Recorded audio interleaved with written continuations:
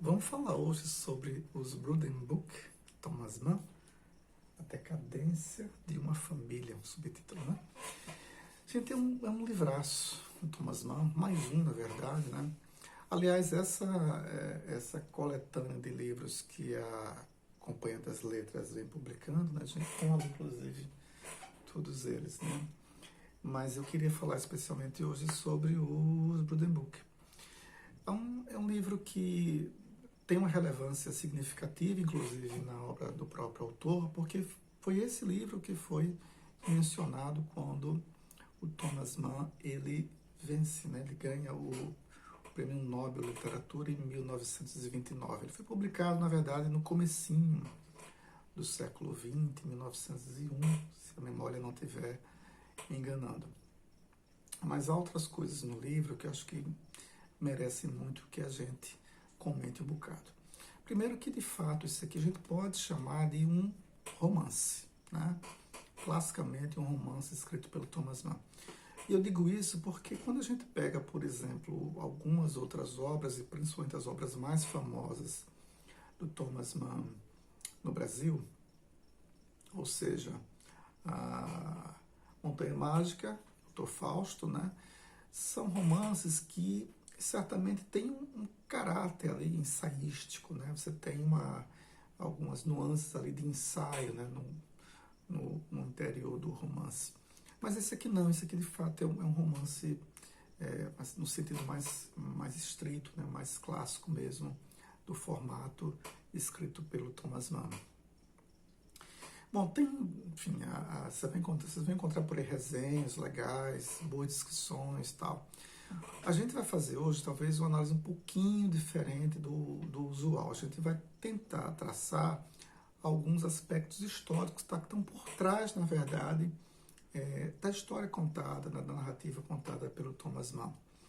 A história se passa no século XIX, né, num período que vai desde a década de 30 ali até a década de 70, mais ou menos, e vai abordar, como o próprio título, né, do livro vai dizer, a decadência de uma família burguesa, né, que vive ali no norte da Alemanha.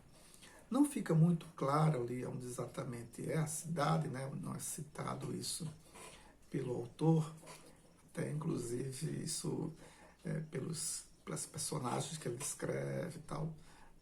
Deixa tudo muito evidente de que ele estaria de alguma forma tratando, inclusive sobre pessoas muito próximas, né, familiares e coisas assim. Mas, pela descrição de alguns elementos, por exemplo, arquitetônicos, né, a igreja de Santa Maria e tal, que é uma igreja que fica em Lübeck, na cidade de Lübeck, que fica no norte da Alemanha ali, às margens do Mar Báltico. Então, todo o cenário se desenvolve nessa cidade, que não é mencionado o nome, mas tudo leva a crer que seria a cidade de Lübeck. Tem alguns aspectos, digamos assim, de insights, né, no texto que acho que talvez valha a pena também a gente mencionar. Exemplo, no início você vê, por exemplo, a descrição dos dentes, né, daquela família nobre, dos dentes do patriarca da família, dos dentes, né, enfim, dos principais personagens. E aí, ao final do livro, né, a decadência dos dentes, por exemplo, dessa família, que não deixou de ser rica, né? Caiu, entrou num processo de decadência, mas enfim, não se tornou miserável também. Mas decadência dos dentes lá, eu não vou querer dar spoiler, né? Porque tem aí um elemento importante para a definição, inclusive, da vida de uns personagens, e aí eu não vou dar mais spoiler quanto a isso, não. Mas é um detalhe importante, né? Que do ponto de vista, digamos assim, de narrativa, reforça, né, esse processo de decadência mesmo, né, da família dos Brudenbuch. Mas eu queria citar mesmo alguns aspectos mais históricos que estão por trás do livro, né, e da narrativa que o Thomas Mann apresenta.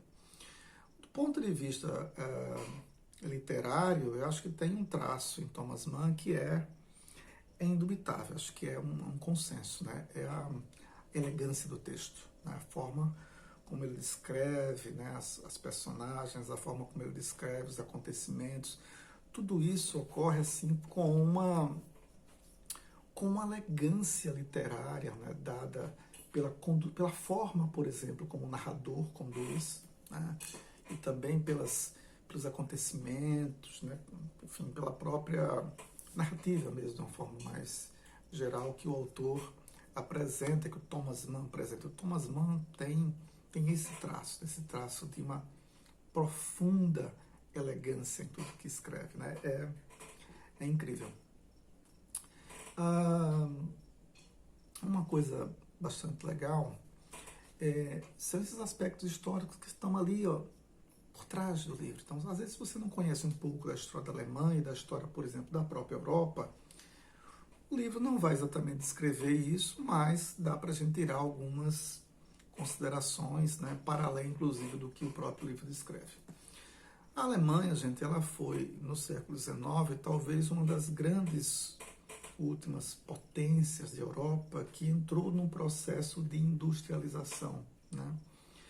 A Alemanha, até durante, enfim, segunda metade, por exemplo, do século XIX, era um país fundamentalmente agrícola, né? E aí não é casual que, por exemplo, a família, né, os Buddenbrook, o seu negócio era um negócio voltado para exportações de cereais. Não é uma família burguesa, por exemplo, do setor industrial ou do setor financeiro. Não. É do setor comercial, promovendo exportações de produtos agrícolas, cereais, né?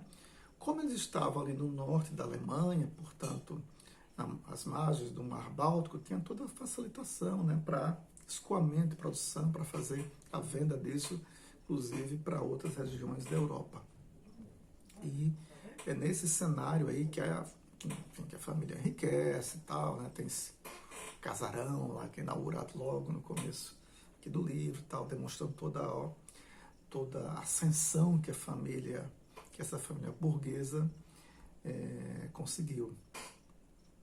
Acontece que quando você vai ver, né, depois da década de 30, né, e depois da década de 40, década de 50, década de 60 do século XIX, esse processo, que é um processo de maior ênfase, né, na agricultura, de maior ênfase no setor agrário na Alemanha, ela vai paulatinamente sendo superada por uma burguesia que, de forma muito, muito tímida, que lembre-se, né, diferentemente, por exemplo, da França, onde você teve uma burguesia que enfrentou a nobreza, que fez uma revolução, diferentemente, por exemplo, da Inglaterra, onde você também teve uma burguesa que enfrentou a nobreza, né?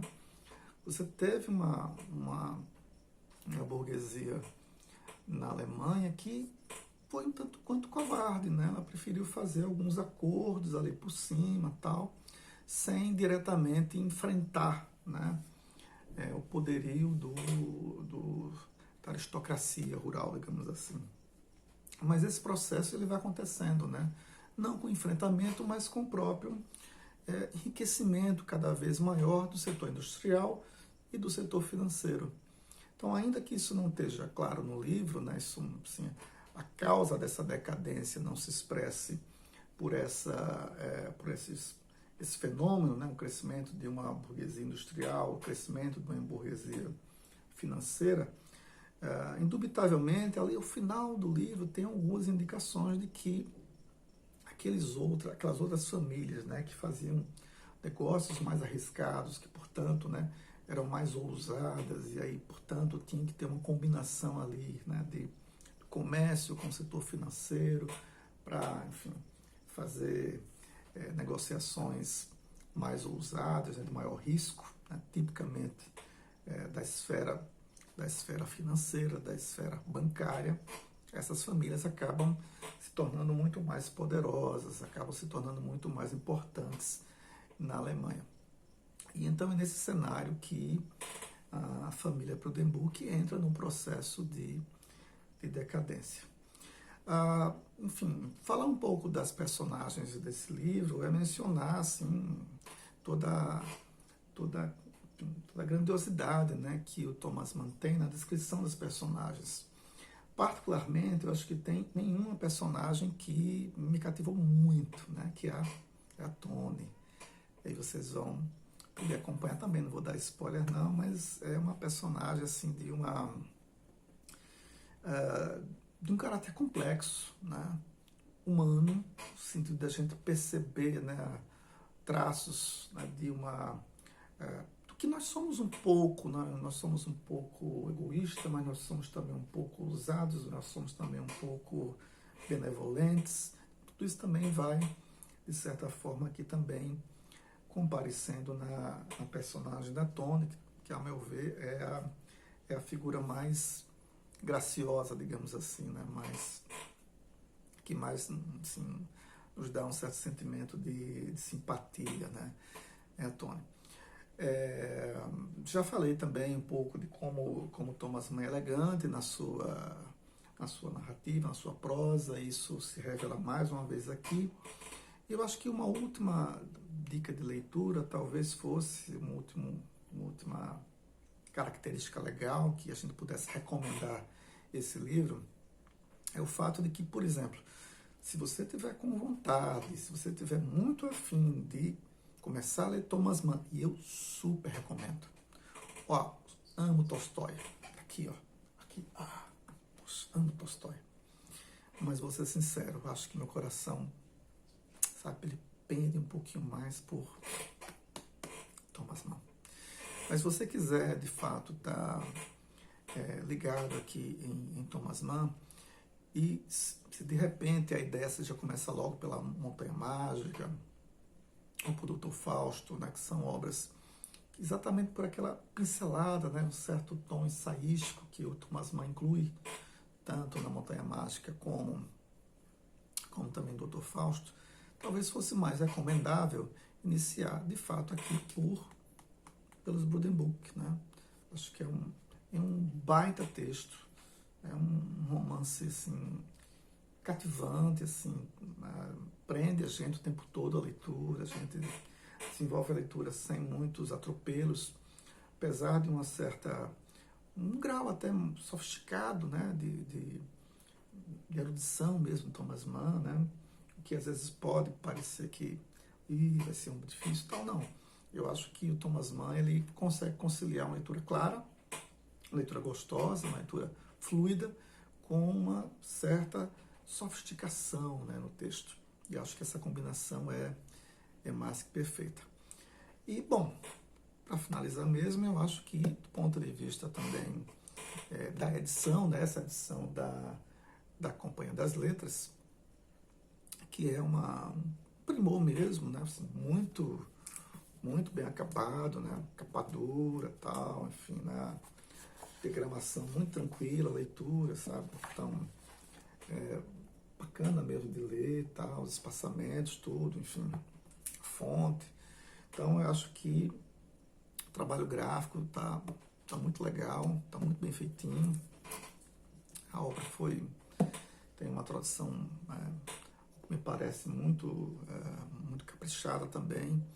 E aí a gente recomenda como uma baita leitura, não só para conhecer, né, esse magnífico autor, esse alemão absolutamente extraordinário que é o Thomas Mann, entender também um pouquinho da história da Alemanha, né, do século XIX, que não era exatamente a Alemanha, era um conjunto ali de Estados-nações que compunham o que depois tornou-se a ser a Alemanha, mas, enfim, dá para ter uma boa ideia, né, ali da Alemanha, das relações familiares burguesas, naquele momento histórico ali.